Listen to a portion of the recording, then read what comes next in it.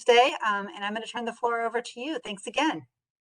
Awesome. Yes, thank you for having me. As Carrie mentioned, this is my jam, so I'm gonna try not to get too excited. I have had my coffee today, so it may happen. So if you have questions or if I'm moving too fast or we need to break down a few things, please don't hesitate to stop me.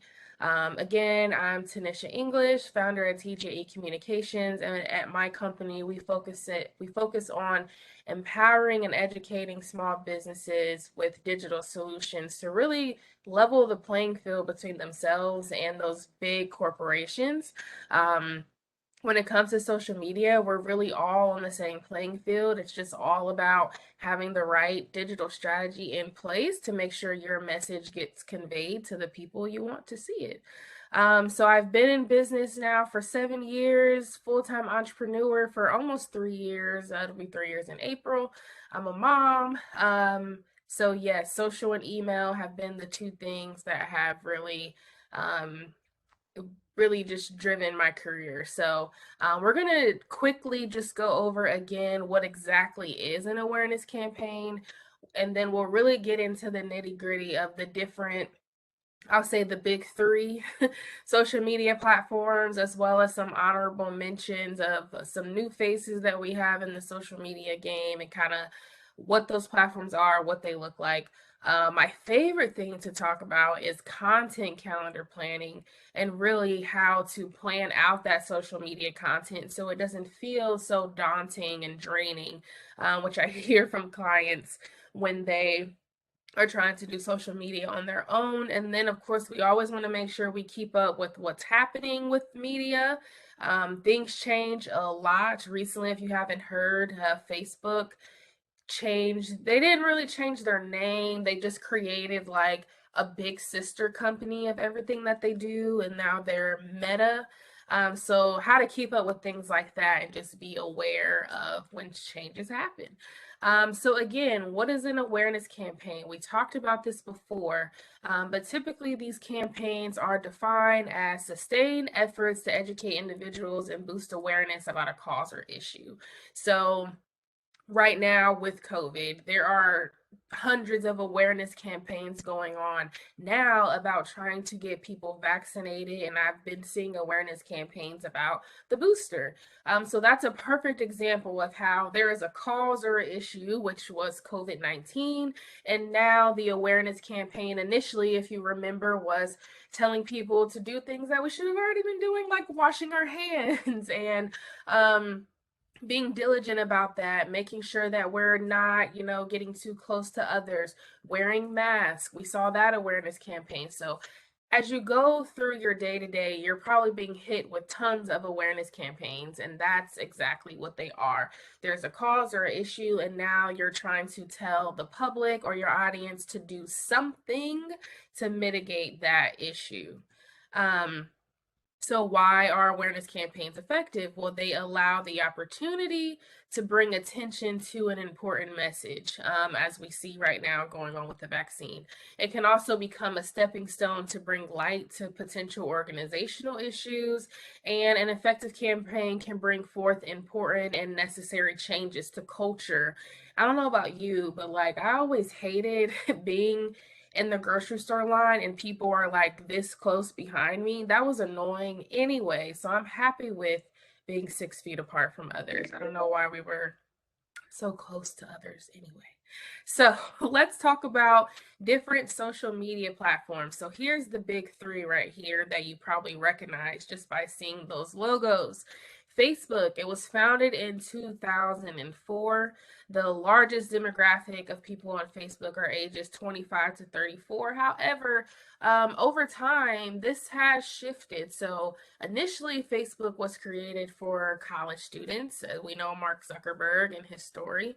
And now that demographic is changing. We're actually seeing a lot of, I guess, millennials like me or Gen Z, maybe like my younger sister, are actually really moving away from Facebook and going into other platforms and using Facebook really as just a way to stay connected with their family. my mom and all my aunts are on Facebook. My grandpa has a Facebook now. So we're seeing that demographic change a little bit. What's unique about Facebook is there are 2.7 billion Facebook users of all ages who use Facebook on a daily basis across the world. So Facebook is the number one largest social media platform at this time. Um, if you didn't know, Facebook acquired Instagram. I can't remember when they bought them, but they bought Instagram. They tried to buy Snapchat as well. Snapchat declined. But Instagram was founded in 2010. There are currently 1 billion users that use Instagram. And 63% of Americans say they check Instagram on a daily basis. So that is a lot of people. Twitter was founded in 2006. And 28.9% of Twitter users are in that 25 to 34 age group, and users send out 500 million tweets per day. So that is a lot of conversation happening on Twitter. We'll talk about what makes each of these platforms different and how you can think about potentially using all or one of these for your awareness campaign. And we'll talk about the pros and cons. I will say, though, that I do not believe that everybody needs to be on every single platform. I think that you should go where your people are. So if your people are on Instagram, be on Instagram. If they're on Twitter, be on Twitter. You don't have to be everywhere. So keep that in mind as we go through these different platforms. So, the underdog, the one that everybody counted out, but is now taking over the game, is TikTok. So TikTok was founded in 2016 and already has 1 billion users. So yes, TikTok is super popular and it's already catching up to Facebook, who is the leader. But TikTok is quickly taking over because they have a demographic from children. My daughter is 5 years old and she has a TikTok. She knows how to make TikToks. Her TikTok is private. So when she posts them, the only person that can see them is me because I'm her only follower. But there are tons of people on TikTok from ages 10 to 50 plus. And a user opens the TikTok app 8 times a day. I probably open it about 20 times a day. TikTok is one of my favorite pastimes to find inspiration for a multitude of things. And it could be a great way for you to get your awareness campaigns out there if used in the right way. So, with so many platforms to choose from, how do you know which one is right for you and your campus community? So let's get into the pros and cons of a few of these. So Facebook, a pro is that most people already have a Facebook, right? For the most part, if you are on social media, probably one of your first social media platforms was Facebook. Another great thing about Facebook is that they have a free scheduling tool within the platform. So if you are a one man or a one woman show managing all of the social media or content for your awareness campaign, the great thing is that you can schedule that stuff ahead of time for free within the Facebook business page tool. And since most people already have a Facebook page, you are able to then become an admin of a business page to actually manage that content. And then, as I mentioned before, Facebook also owns Instagram, so it makes it pretty seamless to manage both of these platforms together. Now, some of the cons of this platform is that due to their growth and size, they quickly caught on that, hey, we have billions of users. Why don't we find ways to monetize this platform? And that's where businesses come in. If you've ever been shopping, let's say Target, I know most people love Target, and you leave something in your cart, and then you get on Facebook and you have an advertisement that says, hey, you forgot this thing in your cart, and it's low on stock, so you might want to hurry up and grab it. Facebook quickly learned that they were able to integrate things like that to make money on this platform. So, in turn, that makes organic reach a little difficult on the platform. It's essentially kind of like a pay to play unless you already have a thriving community. A lot of people use Facebook groups to grow those communities. But most likely, if you are using Facebook and you're trying to increase awareness or reach, you will most likely have to pay for advertisements at some point in time.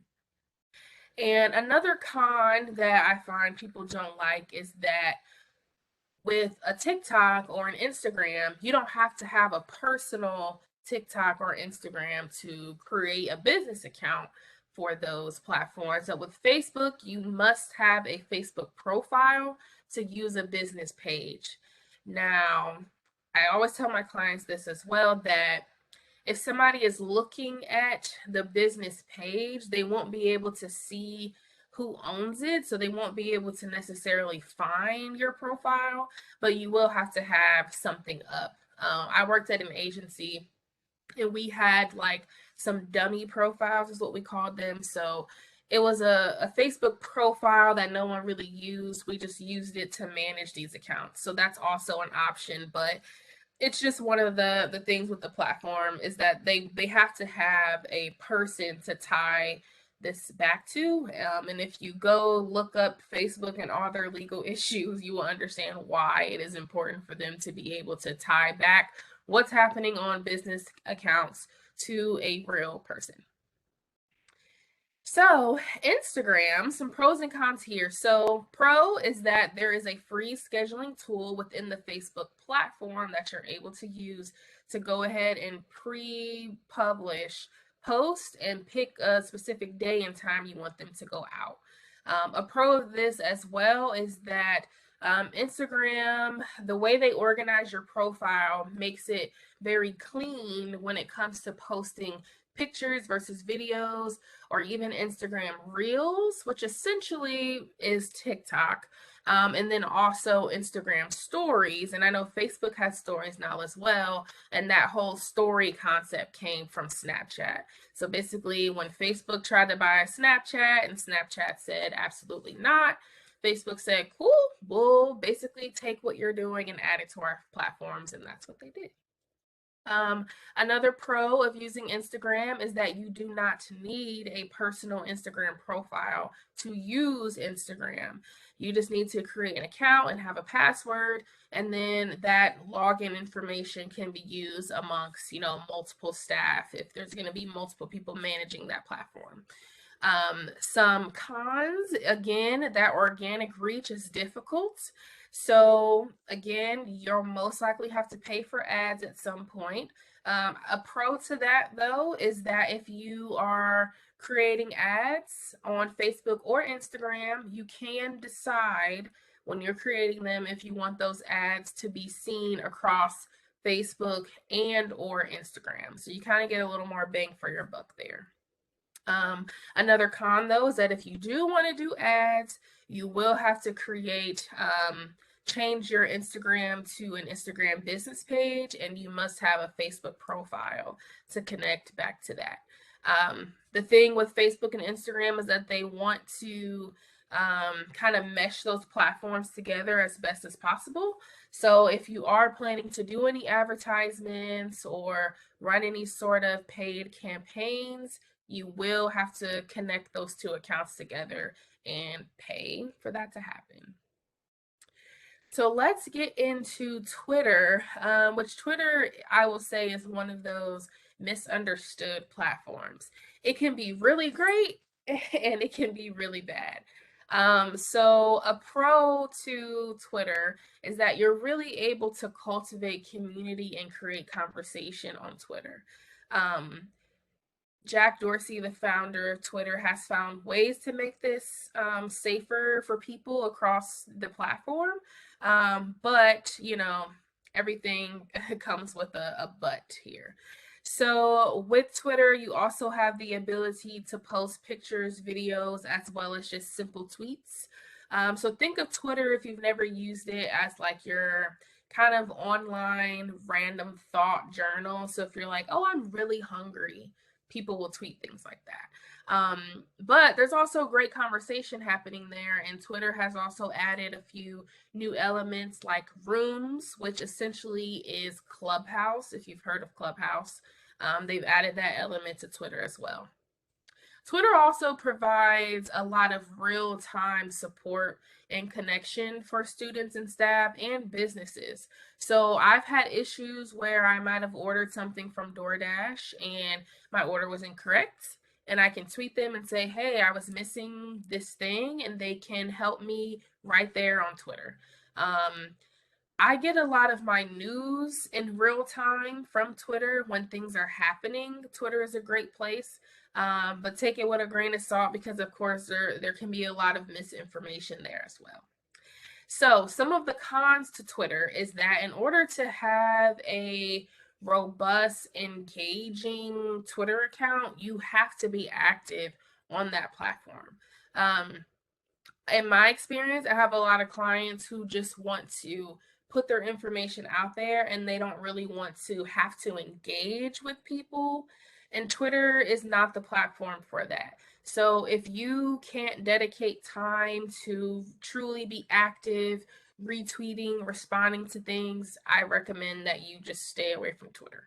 Um, on Twitter, tweets can easily go viral or be taken out of context, especially if it involves critical issues. So, like I said, when it comes to events that are happening live, there can be a lot of misinformation there and things can quickly get out of control. Um, so keep that in mind as well. And then things can get worse if they are ignored. One thing about Twitter is they don't use a lot of advertisements. There's ads here and there, but for the most part, a tweet is in real time. So people are going to see that tweet as it's happening and react to it as it's happening. So I wanted to get into an example that I personally witnessed of. I don't know if it's Twitter gone wrong or just Twitter kind of gone awry. So here locally, students from a prominent university were sending their stories of sexual assault and violence to a Twitter account that was created anonymously. And it actually shared the pictures and personal identity of these alleged abusers. So this resulted in like a series of tweets that kind of flooded over into other social media platforms that were outing these alleged abusers as well as the victims. Um, it quickly got out of hand.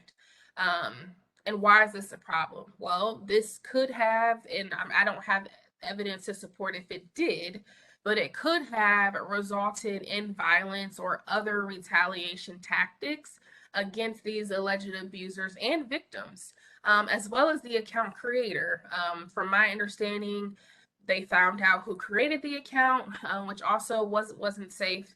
And there were some legal things going on. I'm not sure what happened with that, but this essentially can create a very unsafe environment for students, staff, and faculty, and could potentially push people to jump to create narratives that may or may not be accurate, but quickly can take things to a whole nother level without going through the proper channels to make sure that these victims are truly heard and receive justice, but also making sure that alleged abusers get their we're able to get their stories heard as well and really do things the right way.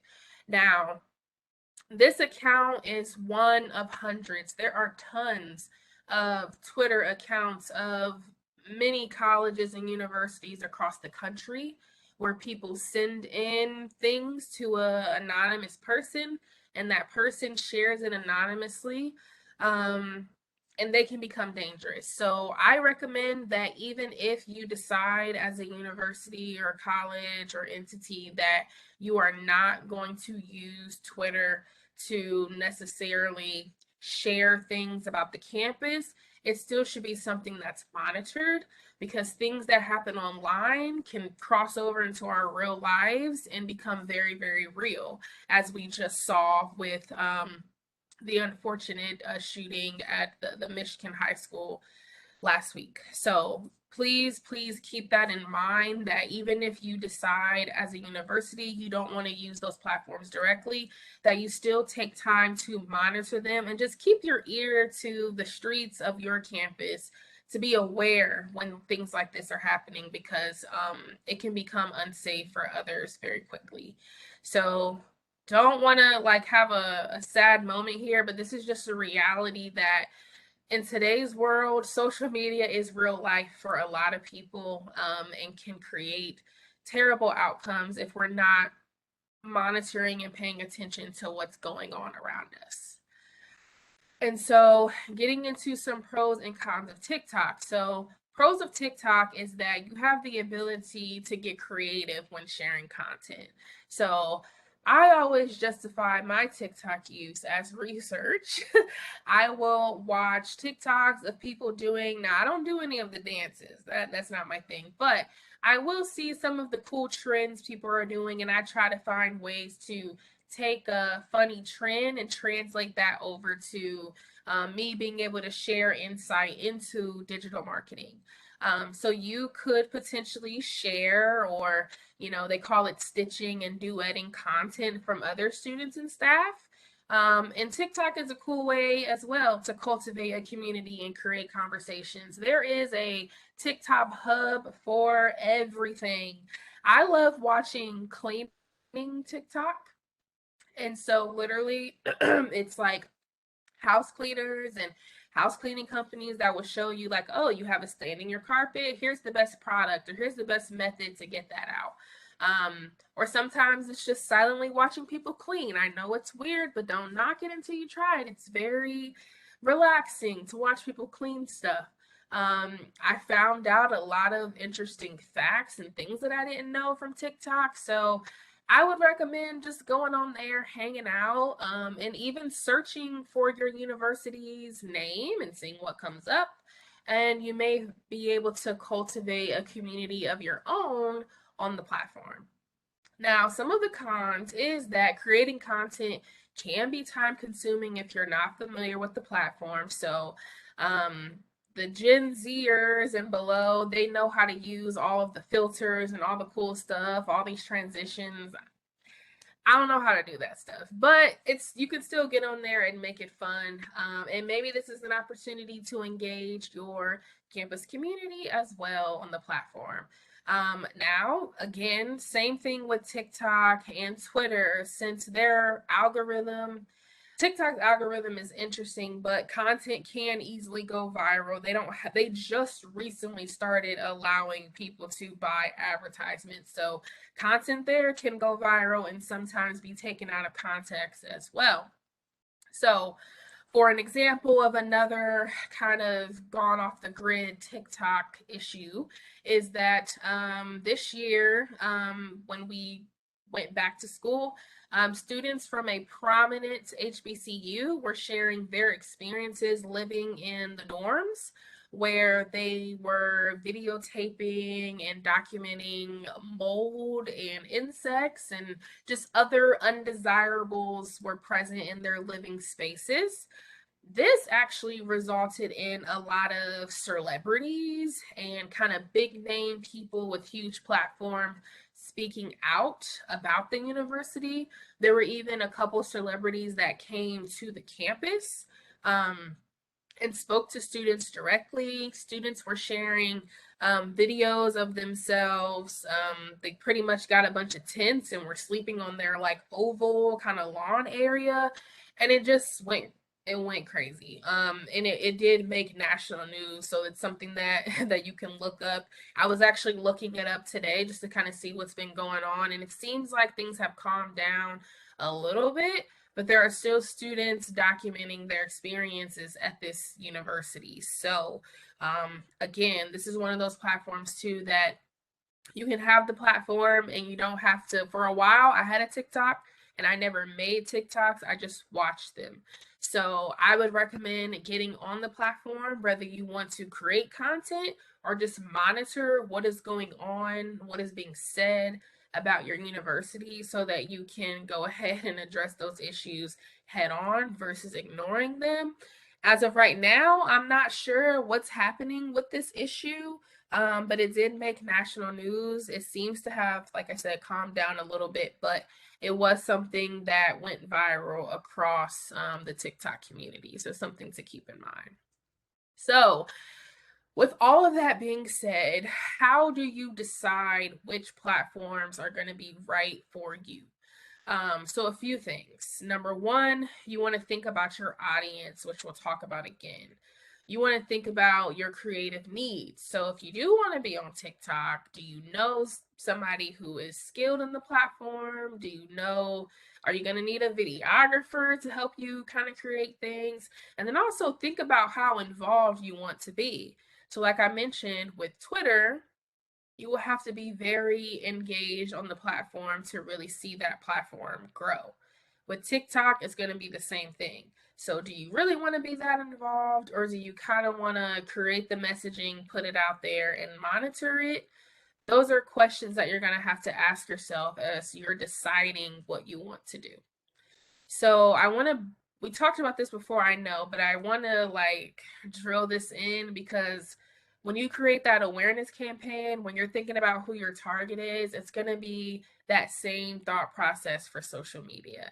So thinking about who are you trying to reach, who are you trying to talk to, and really defining that ideal student and figuring out where they are. So when I was in college, there wasn't TikTok. We had Twitter, Facebook, Instagram, and all of that. So, knowing that and knowing the platforms that are available, that would be a great way to think about where your people are. So, that's number one. Once you have that ideal student, you'll be able to determine, even if you don't want to use TikTok, you may find out that that's where your people are. So you may not have a choice, unfortunately. So definitely take this seriously. Take the time to really think about this so that you don't waste time being on a platform where your people are not. Okay, so getting into content calendar planning, which is one of my favorite things because it really helps people to kind of break down that social media process where it feels kind of scary. But if you break it down, it's not that bad.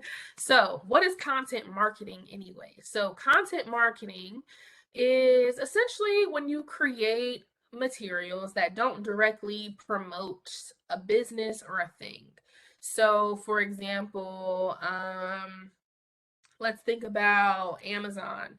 So last year, Amazon had some great commercials, and it was a couple years ago. But in the commercials, there was just music. No one was talking, and it was people like in a box, and they were unpackaging Amazon boxes and like decorating their space, and they were all smiling and hugging and kissing. Everything was great. Now, that did not directly say, hey, you should order your holiday decorations from Amazon. What it showed was this is the feeling that people have when they are unboxing all these great things they got from Amazon. I want to feel that way too, so I'm going to order from Amazon. That is content marketing. So, content marketing also allows you to position yourself as an industry expert and build credibility, and you can become a hub for awareness.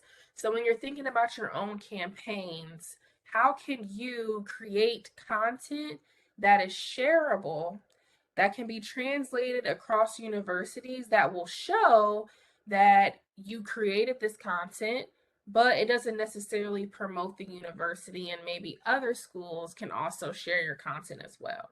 So keep that in mind as we're going through the calendar. So, number one, you want to think about is what type of content will you produce? So, there's tons of content. These are just a few. So, is it going to be blogs? Is it going to be social media posts? Are you going to be on TikTok? These are questions that you need to be clear on because this is going to help you determine what platforms you're going to be using and how much time you need to allocate to creating said content for these platforms. Number two, you want to think about how often will you produce content. So if you are going to be creating TikToks and you want to post one TikTok a day 3 times a week, that's a lot. That's a lot of time. So you're really going to have to allocate a lot of time to creating that content.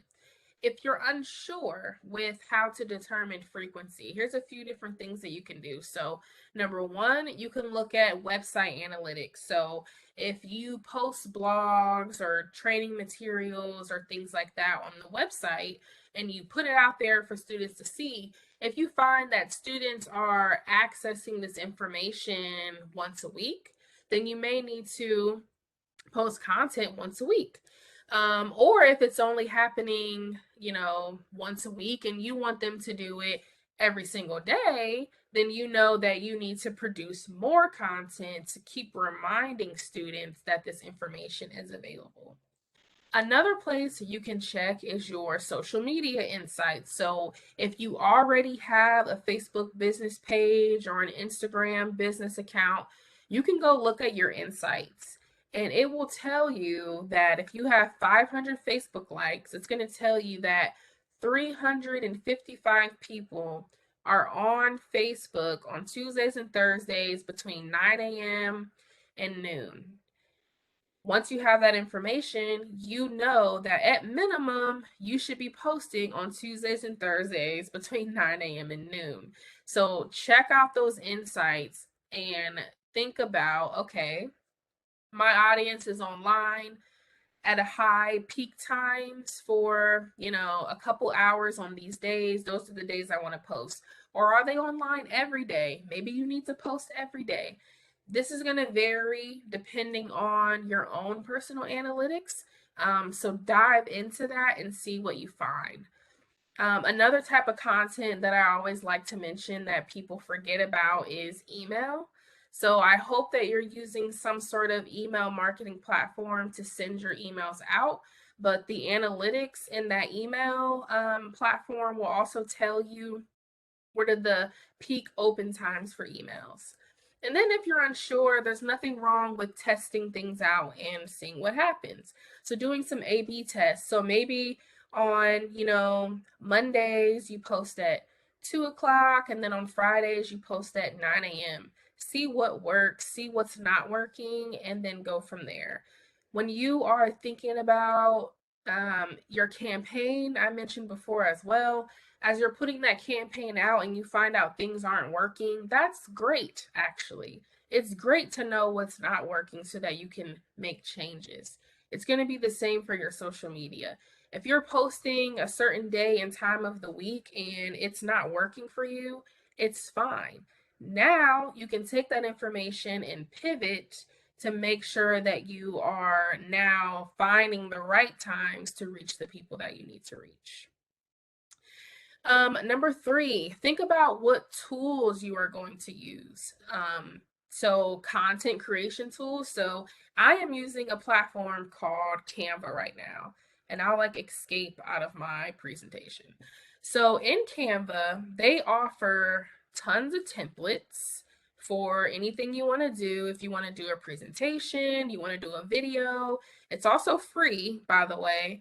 I have the paid version only because it gives me access to more elements and photos, but it's only $12 a month to use that. So in here, so the elements that I use, you literally just click on things and post them. I always like to tell people, find a cool template that you like. So if I wanted to add something as a new page and change the template. You can move things around. Super easy to do. So if you are a one woman or one man show, I always say, find something that you can use. I'm not a graphic designer. I cannot use the Adobe Suite to save my life. So this works for me because I'm able to do what I need to do on my own. So when it comes to creating content, what tools are you going to need? You're going to need a content creation tool. Maybe you know how to use Adobe or not. Maybe you'll use Canva. You're also going to need a scheduling tool because I don't recommend that you try to post things on your own manually because you will quickly become overwhelmed and decide, forget this, I'm not I don't want to post on social media anymore because that's really annoying. To be sitting in a meeting and think, crap, I forgot to post on Instagram today, and now you're stressing out trying to figure out something to post.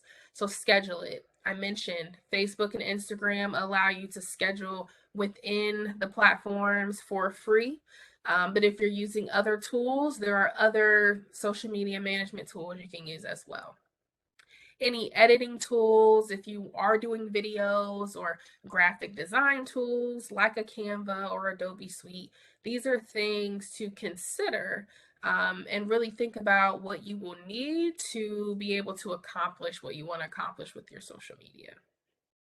And then track your time, because this is a lot of work, and a lot of people think that social media is so easy, I'll just post and do all that. It really takes time.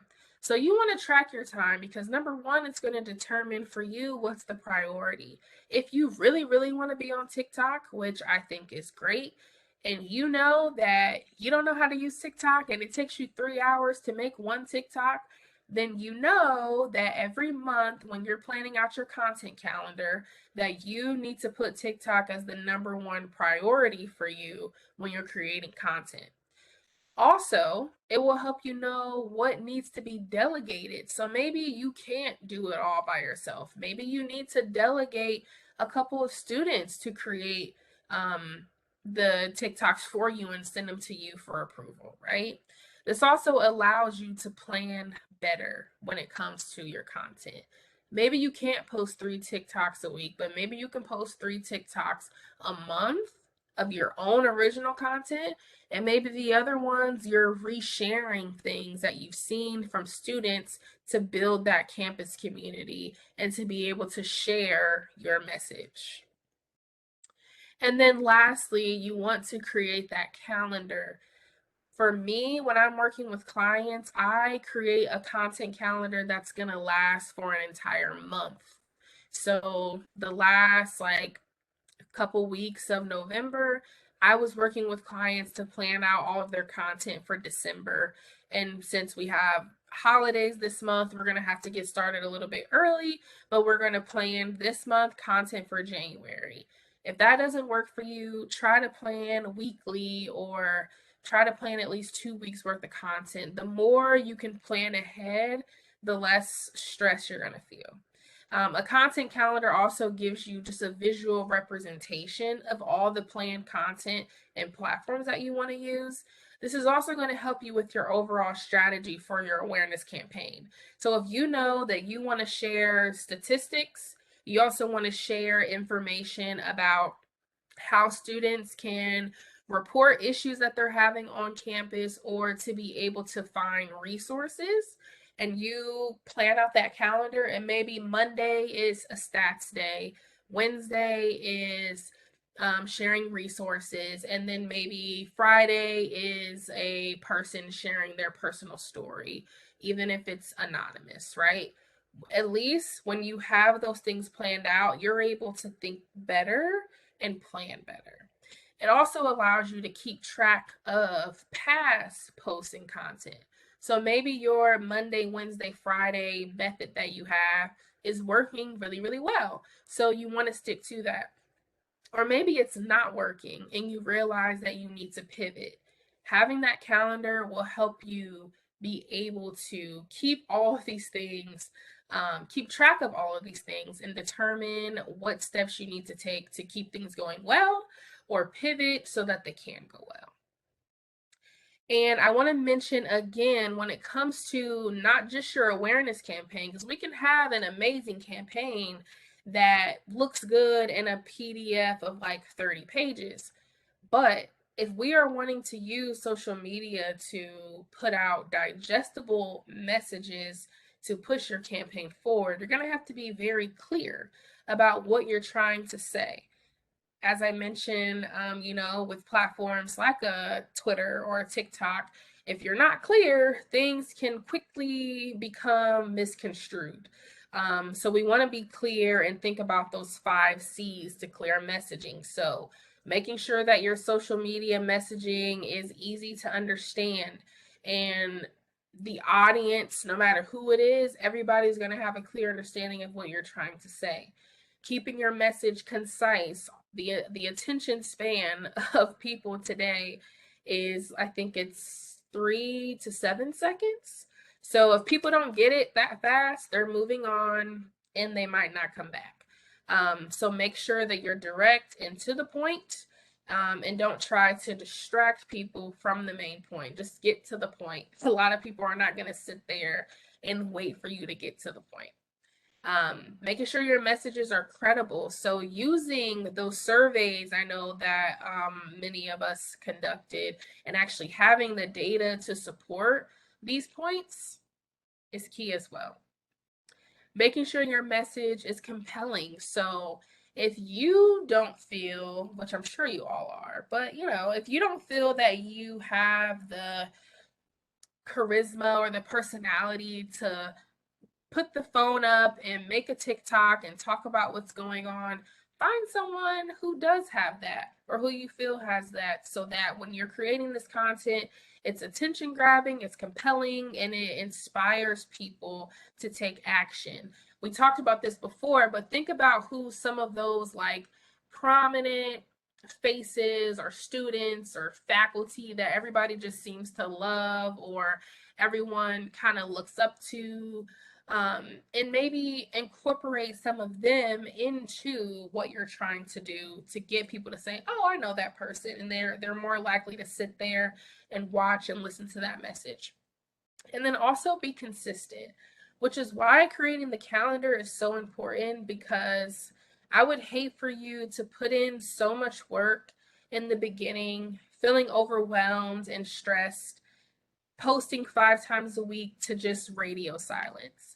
You don't want to just post on your social media when you have things going on. This is what I try to tell clients who have products, right? You don't want to just say, "Hey, buy my product, buy my product, buy my product, do this thing, do this thing." You want to be providing consistent messaging so that when you do have an action item or you have an ask for people, they're more likely to move because you don't always ask them to do something.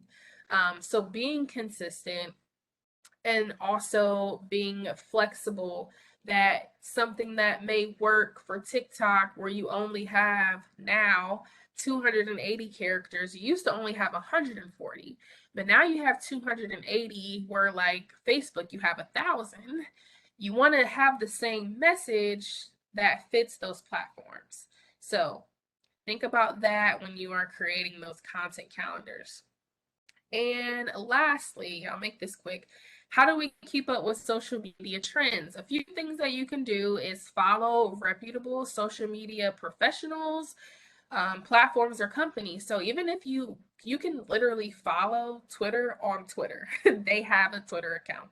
You can follow Instagram on Instagram, and they will post relevant things that are going on within the company. They'll also let you know when there are different new like tools or things that you can use within the platform.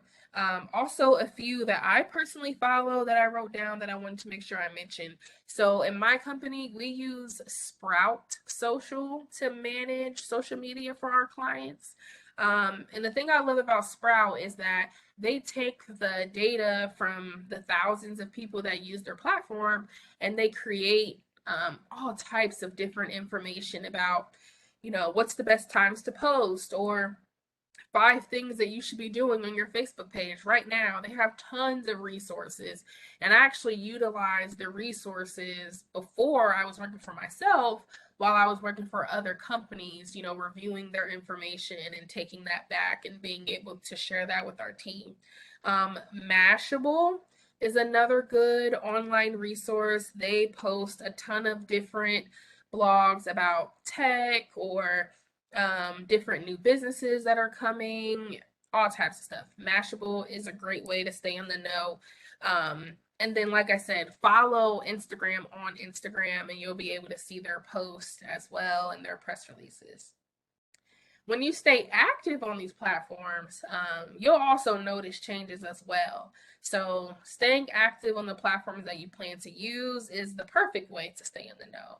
And then check out press releases and updates from the social platforms. So, if you're like me, I never have space on my phone to actually update my apps. But it's really important to do that because a lot of times with those updates come new things that you can do with the app that you couldn't do before, and different changes and updates. So definitely do that if you can. And I mentioned this here, update your apps. These app developers, they create updates. Sometimes the updates may not be a visual change, but it may be a change in the back end that protects your personal data. So definitely make sure you try to update your apps as much as possible.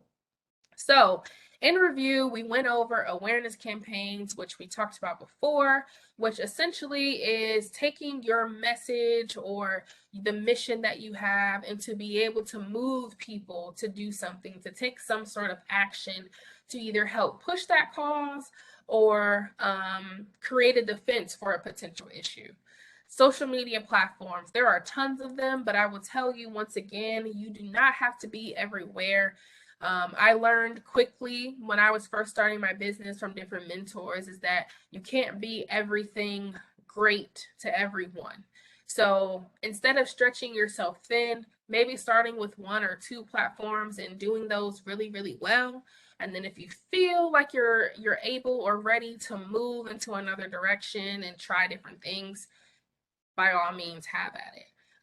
Content calendar planning is going to be the most important thing to all of you when it comes to being active on social media and creating a game plan to really take your awareness campaigns to the digital space. So don't skip that part. Plan it out and plan it well. And then when it comes to keeping up with the trends, follow the social media platforms that you're using. Subscribe to different newsletters, follow your favorite professionals who are talking about these things, and try to do your best, even if it's just once a week, because there's changes every single day.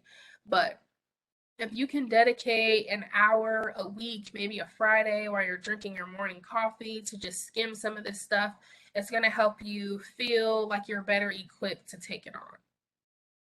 So we had a couple questions that came in beforehand a couple weeks ago. So I'm just going to read them and answer. So someone asks, how should campuses balance their approaches for messaging to specific audiences while also trying to reach broader audiences for engagement?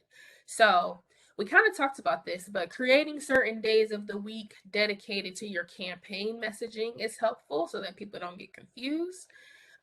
Another option is to use advertising to target specific audiences for broader messaging. And then also, I wanted to mention that not everyone is going to see your posts and content all the time. So just because I follow you doesn't mean that everything you post I'm going to see. So instead of necessarily worrying about people being confused by the messaging, focus on being consistent and keeping your messaging clear, and then you'll be golden from there.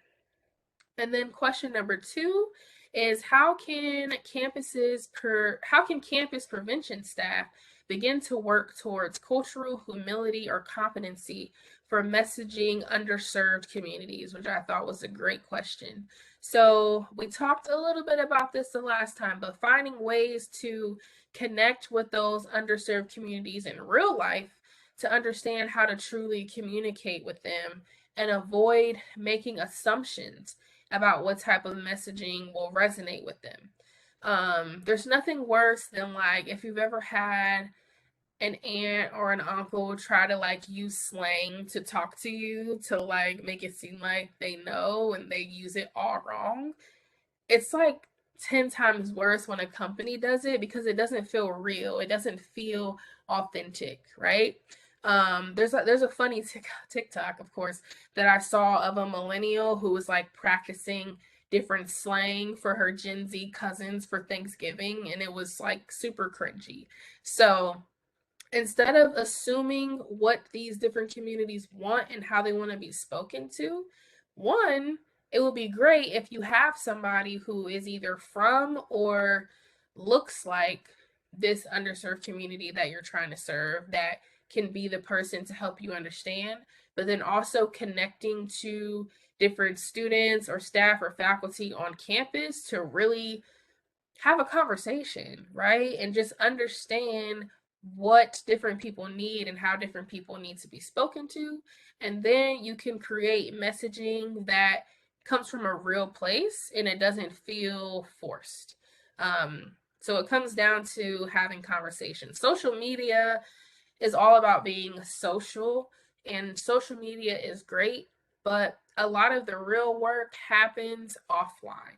So, really talking to people in real life as much as you can, even if it's Zoom, and just finding out what they need and finding ways to serve. And that's it. So I hope this was helpful. I know it's almost 2 o'clock, but I would love if we have questions to get as many answered as possible. And as Carrie mentioned, if you want to come off mute and talk your question or type it, either way works for me.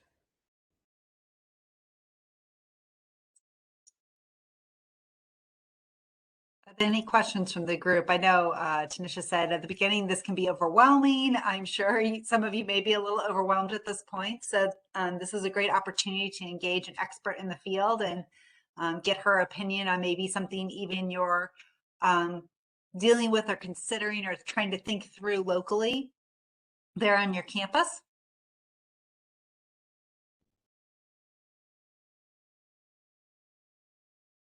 I have a question real quick.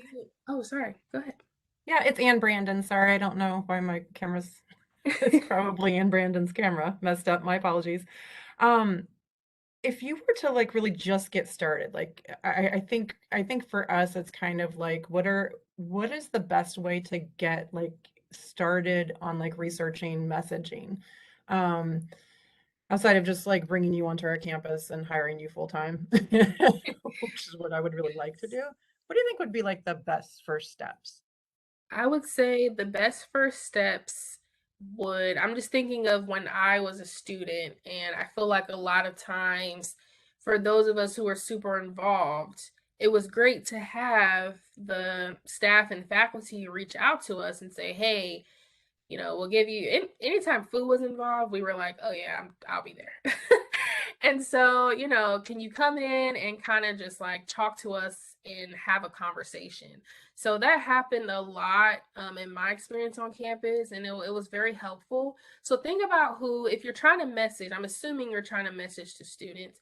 I would think about different students on campus, those who are athletes, those who are involved in different organizations, those who are commuters versus residents, and just bring them in and just have a conversation and ask them questions about, yes, food. College students were poor. We want food. We need food. So food always did the trick. Um, and just have a conversation about here's what's happening. Here's what we're thinking. How would you like for this type of messaging to be presented to you? Or maybe you already have an idea and you present that and they may say, oh no, Anne, that's terrible. Please don't do that. Or they might be like, oh, okay, that's great, but here's how I'm thinking about it. And just really have a conversation with them in person if possible, and really try to understand what their needs are. And to be honest, within the students you have now, 10 years from now, the messaging that you were using may not be working anymore. And you may have to do it again every so often, and that's okay. And I think that's actually great because it keeps your messaging fresh and makes the current students on campus actually feel like they're being spoken to directly and not talked at, and more like talked with in a conversation, if that makes sense.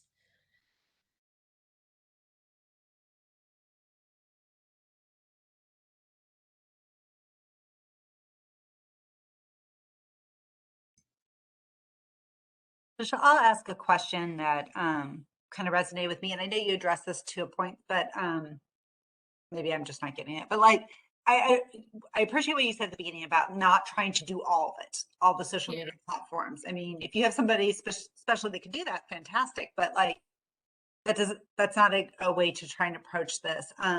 But knowing that, we've got some community colleges on this call, so that in more of an adult or a single student population.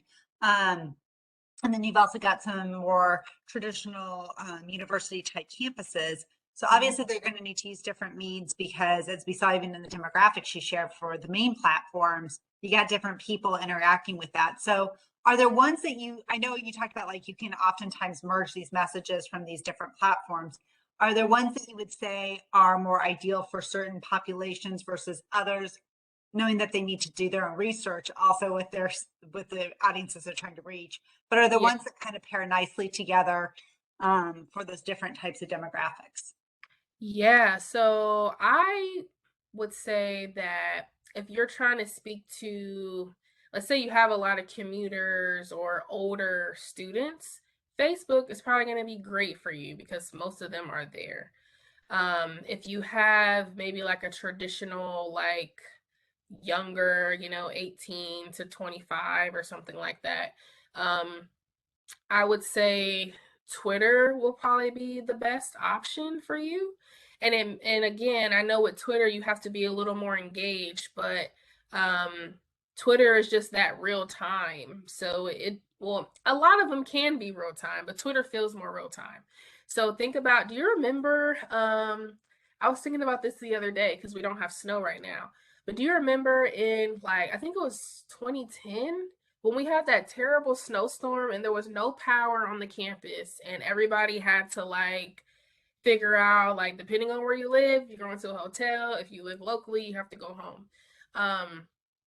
I guarantee you that like Twitter in that moment probably had tons of students sharing tons of misinformation and tons of like, oh my God, this thing is going on. And like, if you're able to jump in and share a message like, hey, this is what's happening, this is what we're doing, follow us to stay in the loop, like that's great.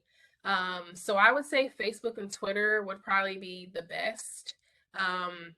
For either of those groups, because you're either going to catch the parents or the older students on Facebook and then everyone else probably on Twitter.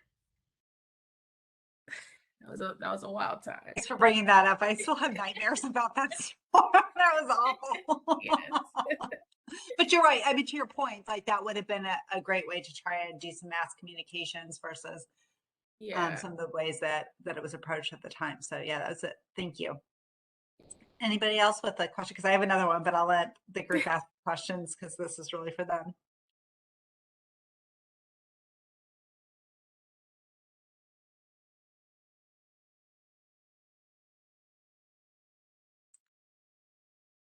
I'll ask my question then, as it's still a little silent. Are there any hot new apps that you're kind of keeping an eye on? Not sure where they may go or if they'll catch, or ones that you think may be really appropriate to keep an eye on, maybe for work specifically on a college campus versus others? Is there anything that you're seeing out there?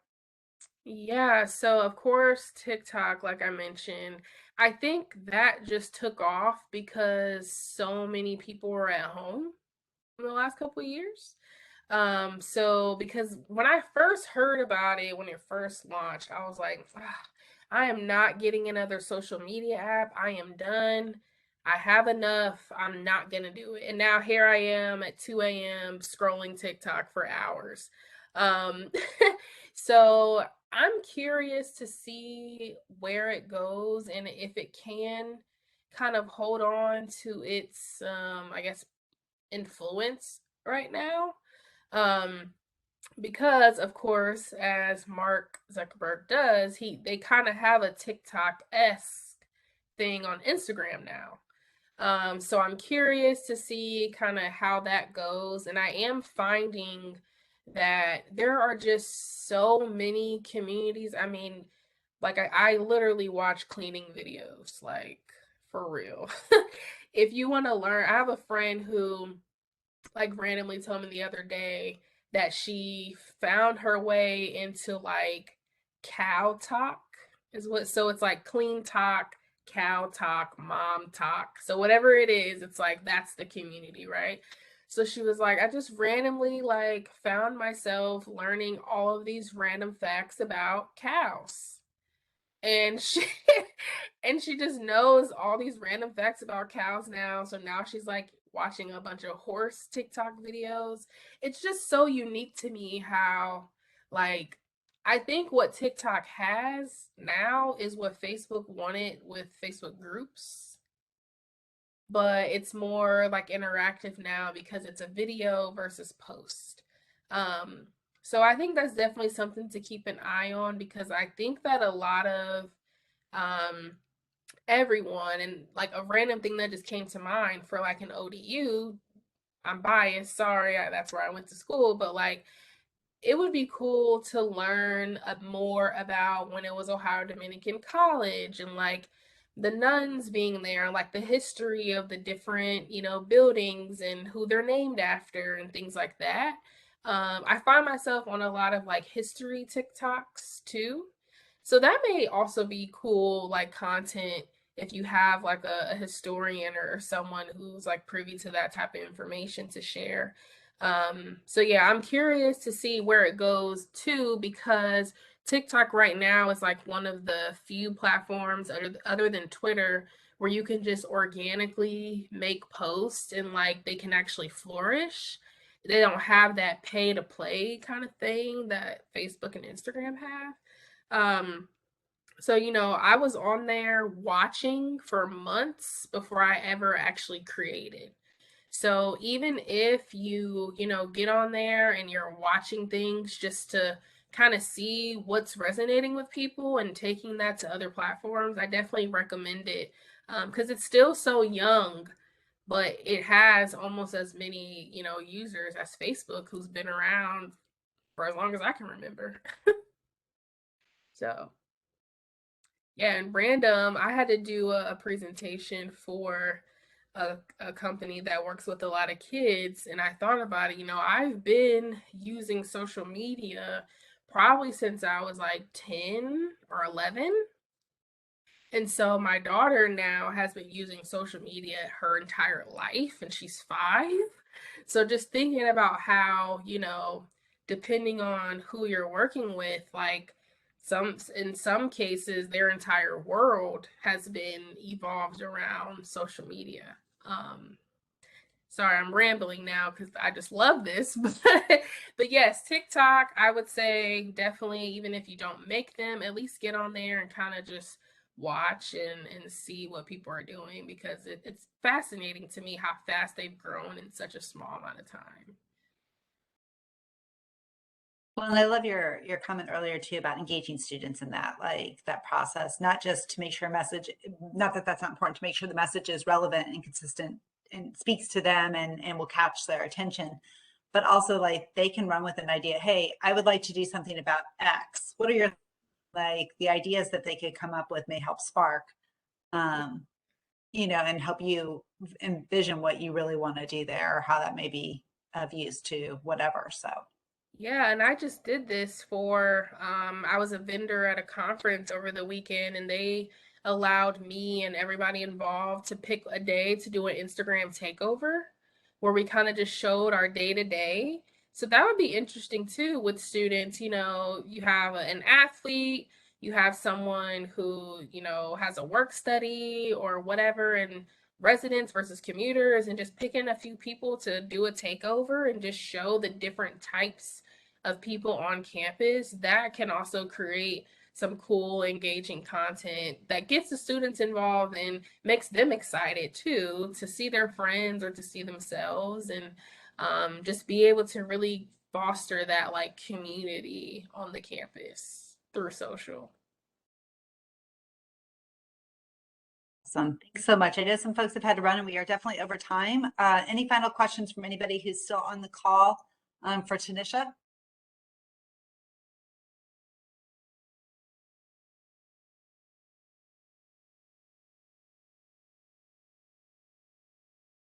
Well, hearing none, Tonnisha, I just want to say thank you once again for your time and for your expertise that you've shared with us over these past 2 workshops. It's so appreciated. I know lots of positive comments in the chat, as well as from last time. So thank you again for your time and for your expertise in helping our campuses grow and do better with their awareness campaign. So thanks so much. And everyone else, thanks for joining us today. Have a wonderful day. Yes, thank you for having me.